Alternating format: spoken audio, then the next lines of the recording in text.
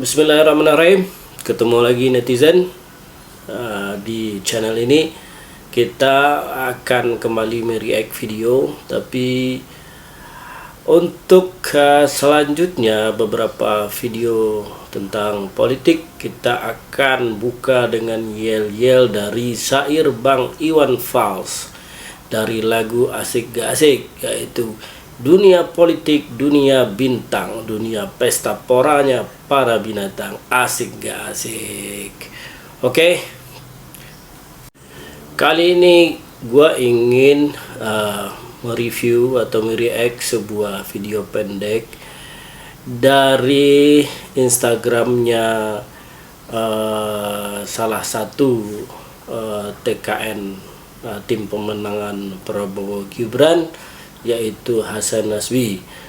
Kita mereact ini karena mungkin banyak peristiwa yang bisa diulik dari video singkat yang beliau posting.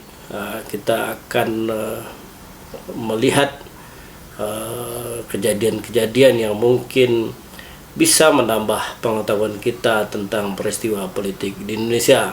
Oke, kita mulai saja videonya. Kita putar utuh dulu, ada sekitar 2 menit, dan nanti baru kita react secara potongan-potongan topik atau kata. Oke, kita mulai putar videonya. Pak Jokowi nggak bisa lagi mengambil jalan yang mudah. Kenapa? Jalan mudah itu ditutup. Pak Jokowi harus mengambil jalan yang sulit dengan memasangkan Gibran. Saya masih ingat tuh, ketika tanggal 7 Oktober Pak Jokowi masih bilang, saya nggak mau kalau Pak Prabowo bersama Gibran kemudian Pak Prabowo kalah.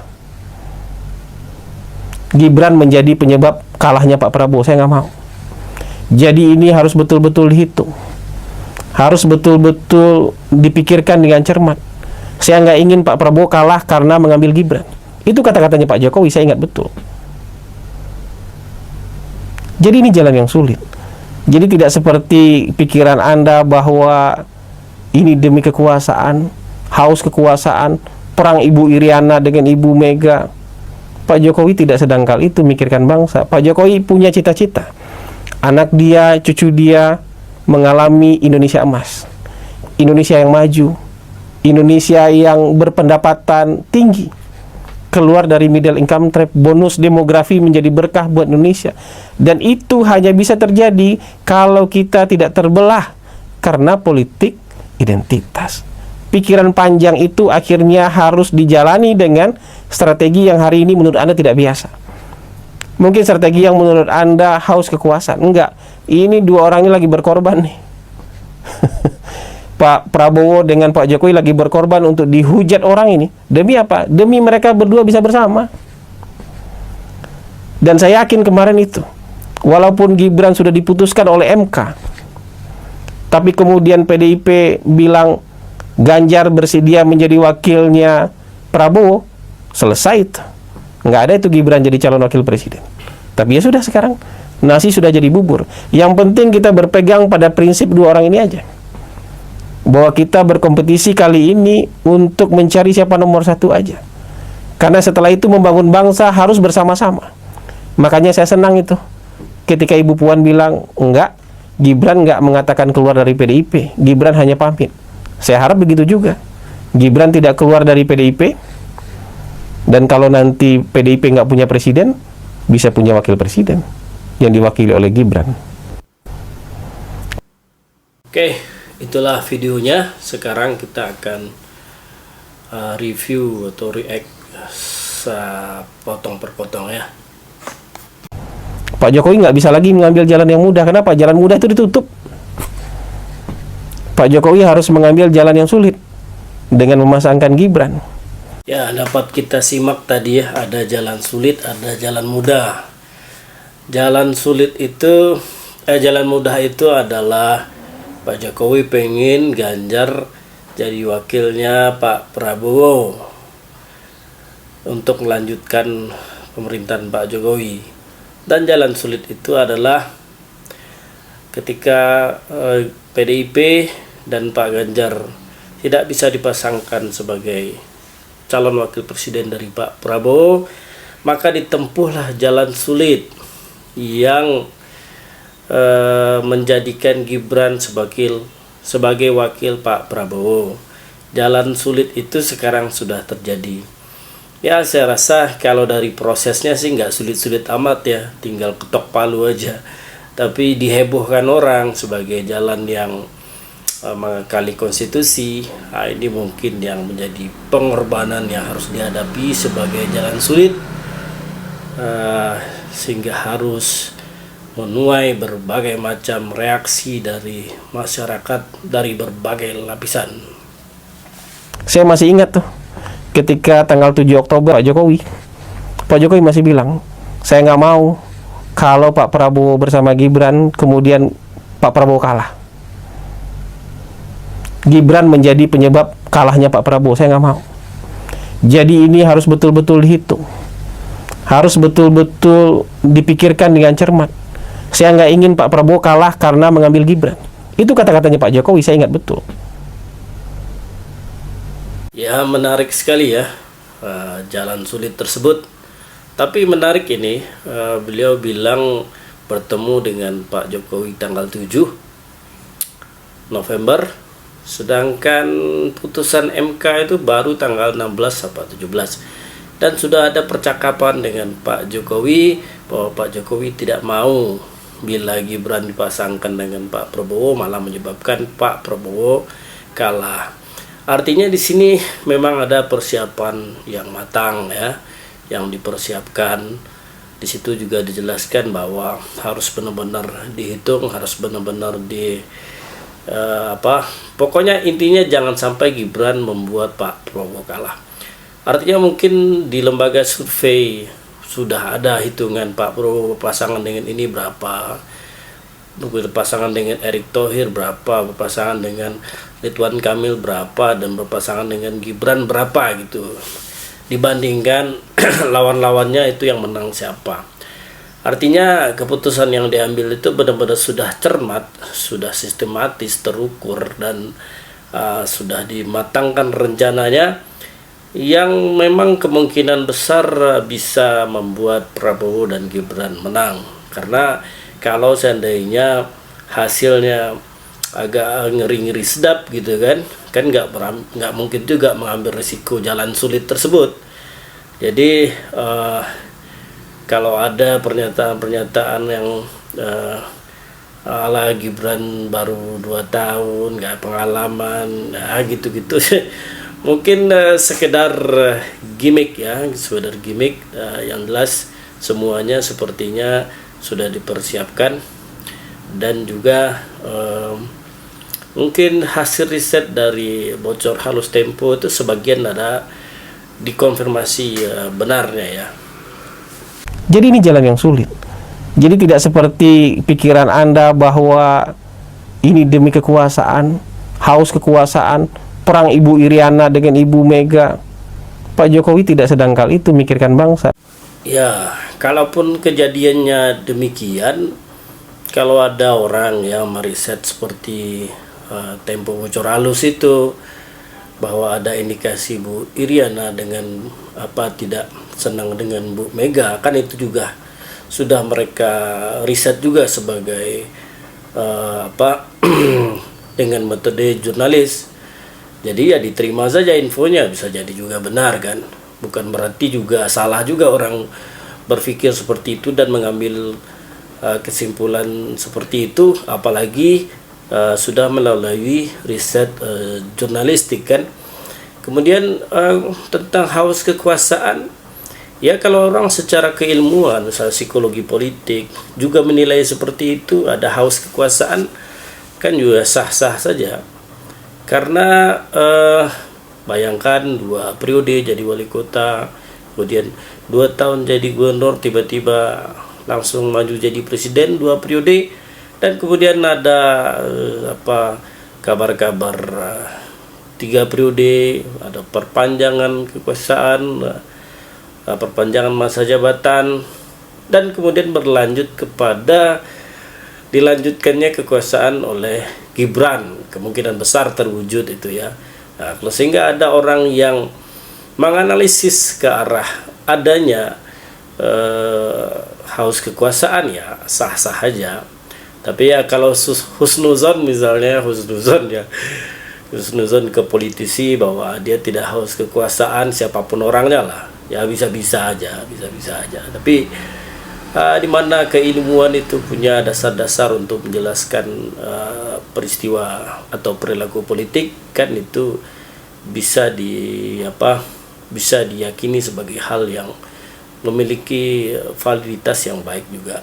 Pak Jokowi punya cita-cita anak dia, cucu dia mengalami Indonesia emas, Indonesia yang maju, Indonesia yang berpendapatan tinggi, keluar dari middle income trap, bonus demografi menjadi berkah buat Indonesia. Kemudian terkait cita-cita Pak Jokowi ingin Indonesia maju, anak-anaknya dan cucunya merasakan itu. Saya rasa semua orang Indonesia ingin gitu ya. Saya rasa semua orang akan berpikir seperti Pak Jokowi, ingin Indonesia ini maju, merasakan generasi emas, ya kan, bukan generasi cemas gitu. Saya rasa itu cita-cita bersama, tidak Pak Jokowi saja. Semua orang juga merasa supaya anak cucunya merasakan Indonesia maju. Tapi kalau dibilang berpendapatan tinggi, ya sejauh ini enggak. 10 tahun pemerintahan Pak Jokowi, pendapatan rasanya begitu-begitu aja. Malah banyak juga orang kesulitan ekonomi gitu loh. Jadi tidak hanya Pak Jokowi yang bercita-cita besar seperti itu, seluruh warga Indonesia, seluruh politisi mungkin, seluruh pemimpin-pemimpin kita itu, saya sangat yakin tidak mengharapkan kemunduran bangsa Indonesia kalau mereka memimpin. Artinya bukan hanya Pak Jokowi memimpin yang mengharapkan itu, seluruh orang mengharapkan itu. Dan itu hanya bisa terjadi kalau kita tidak terbelah karena politik identitas. Pikiran panjang itu akhirnya harus dijalani dengan strategi yang hari ini menurut Anda tidak biasa. Mungkin strategi yang menurut Anda haus kekuasaan. Bagi saya, kenapa ujung-ujungnya bahas politik identitas? Padahal terpecahnya misalnya ya cebong kampret misalnya gitu. Itu juga dimulai saat Pak Prabowo sama Pak Jokowi berkompetisi, dan itu sumbangan terbesarnya kita tahu realnya nggak ada itu. Kebanyakan gorengan buzzer. Gorengan buzzer ini benar-benar merusak struktur politik kita, seperti masyarakat terbelah selama 10 tahun ini gitu. Dan akhirnya setelah mungkin politik identitas itu akan diarahkan ke Anies kali ya. Analisa saya diarahkan ke Anies yang akan membawa elemen politik identitas. Tapi lagi-lagi Anies dari awal kan juga menterinya Pak Jokowi, sama sekali dia tidak pernah bawa muatan Jokowi. Malah saya lihat waktu pemenangan Pak Jokowi sejak periode pertama itu, Anies ini termasuk yang paling militan dan kalau bicara tuh pedes gitu. Sehingga saya lihat kok Anies ini garang banget ya sekarang gitu. Nah ya agak berubah setelah dia maju jadi gubernur Jakarta, agak lebih melunak, agak lebih familiar dengan masyarakat gitu loh. Dan sesuai prediksi saya, ketika Anies berpasangan dengan Caimin, maka politik identitas yang cebong kampret itu mati. Ya terjadi alhamdulillah sekarang ya. Ini kalau misalnya politik identitas yang dimaksud adalah cebong kampret itu ya, atau yang satu bawa-bawa Islam atau apalah gitu ya. Kalau mungkin saya salah. Tapi kalau itu sekarang sudah mati, tidak ada orang bahas cebong kampret lagi dari Pilpres ini, dari 3 cawapres all Jokowi men ya. Pak Prabowo orangnya Jokowi, Ganjar orangnya Jokowi, Anies dulu juga orangnya Jokowi, Muhaimin pun juga orang Jokowi. Itu isu-isu politik identitas tuh nggak ada lagi, isu-isu cebong kampret dan nggak ada lagi. Buzzer pun kayak udah pecah kayaknya. Sebagian buzzer yang ke Ganjar misalnya itu pun udah mulai pecah, kayak nggak ada lah isu-isu politik identitas itu. Dan kalau dikatakan tidak bisa terwujud kemajuan Indonesia itu terbelah gara-gara politik identitas, ya sebab-sebab terbelahnya bangsa itu banyak, bukan politik identitas saja.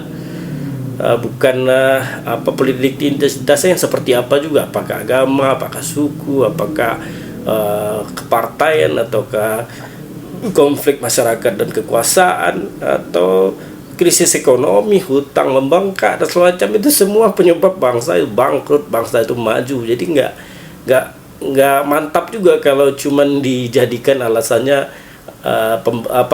terbelahnya bangsa itu, perpecahan bangsa, kemunduran bangsa itu hanya politik identitas. Mungkin apalagi politik identitas yang dimaksud itu sudah potensial mati gitu. Enggak, ini dua orang ini lagi berkorban nih.